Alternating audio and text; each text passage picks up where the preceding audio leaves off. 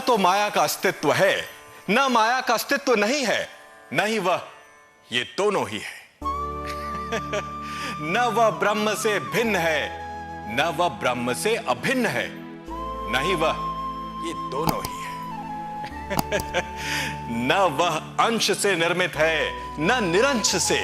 माया महाअद्भुत है, शब्दों से परे है। माया शब्दों से परे है, जिसका वर्णन, इतनी शक्तिशाली है माया। अविद्या, ज्ञान, शक्ति, प्रकृति प्रधान है जिसके कई नाम, आवरण और विक्षेप हैं जिसके शस्त्र। पर यह माया है क्या? माया मनुष्य के बंधन का कारण है। सत्य की आंखों से देखें तो माया का अस्तित्व नहीं है, फिर भी वह संसार के अस्तित्व या भान का कारण है। वह अनिर्वचनीय, शब्दों से परे है। पर वह है क्या? उसे समझना हर किसी के बस की बात नहीं। यहां तक कि विद्वान भी उसे समझने में असमर्थ होते हैं। एक बार देवर्षि नारद भी उसे समझ नहीं पाए।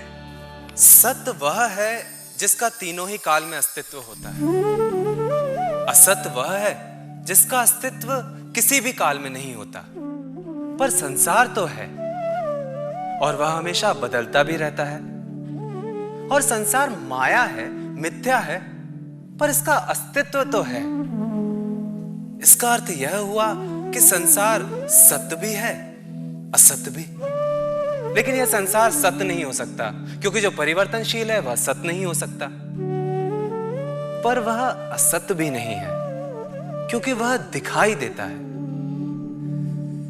तो फिर यह माया है क्या? जो सत्य को मिथ्या के आवरण में छिपाकर समूचे संसार को ही सत्य के रूप में प्रस्तुत करती है, वही माया है। यानी जो हम देख रहे हैं वो सत्य नहीं है।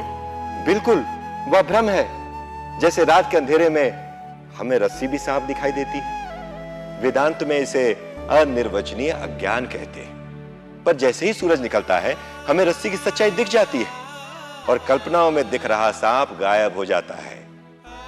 वैसे ही आत्मा का ज्ञान होते ही माया का अस्तित्व समाप्त हो जाता है। सूत्रधार, तुमने बार बार माया को अनिर्वचनीय कहा है। आखिर इस अनिर्वचनीय का अर्थ क्या है? जो न तो सत्य है न असत्य है, वही अनिर्वचनीय है। मैं समझी नहीं। सत्य क्या है? काल की तीनों अवस्थाओं में जिसका अस्तित्व अपरिवर्तनीय रहता है, वही सत्य। इसलिए केवल ब्रह्म या आत्मा ही सत्य है। असत्य वो है जिसका अस्तित्व नहीं है। जैसे गधे के सिर पर सींग, इन्हें किसी भी काल में किसी भी व्यक्ति द्वारा कभी भी नहीं देखा जा सकता। पर माया न तो सत्य है न असत्य। वह असत्य इसलिए नहीं है क्योंकि हम लोग उसके परिणाम यानी यह संसार देख सकते हैं। पर वह सत्य भी नहीं है क्योंकि व्यक्ति को जब आत्मा का वास्तविक ज्ञान हो जाता है, वह खत्म हो जाती है। चूंकि माया को न सत्य के रूप में परिभाषित किया जा सकता है न असत्य के रूप में, इसलिए उपनिषद में इसे अनिर्वचनीय कहते हैं। मेरे मन में एक प्रश्न है प्रभु, कि माया और संसार में क्या अंतर है, जबकि माया कारण है और संसार परिणाम? देवर्षि, जब हम सृष्टि की रचना प्रक्रिया को देखते हैं तो पाते हैं कि जो कारण है वही कार्य अथवा परिणाम के रूप में आभासित होता है। जैसे पानी स्वयं ही लहर, झाग और बुलबुले के रूप में दिखाई देता है।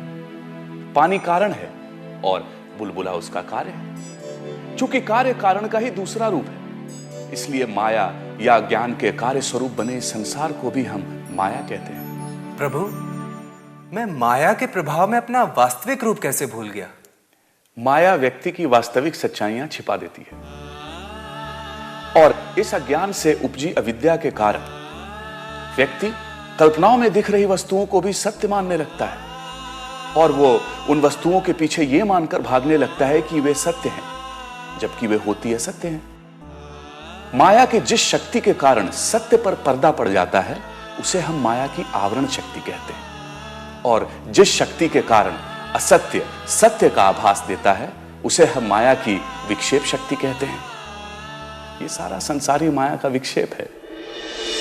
माया असंभव घटना को संभव कराने में निपुण है। मैं या आत्मा वास्तव में शुद्ध चित हूं, अनुपम हूं, अनंत हूं, काल, देश और वस्तुओं से परे असीम हूं, जिसमें जीव, ईश्वर और जगत का भेद नहीं है। माया उस शुद्ध आत्मा पर इस जगत, ईश्वर और जीव का भेद विक्षेप करती है।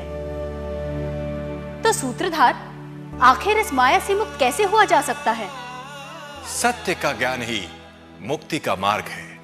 संसार से मुक्ति ही अनिर्वचनीय माया से मुक्ति है। जैसे जादूगर का साथी जादू से अप्रभावित रहता है, वैसे ही जब तुम ब्रह्म के साथी बनोगे तो माया से अप्रभावित रहोगे।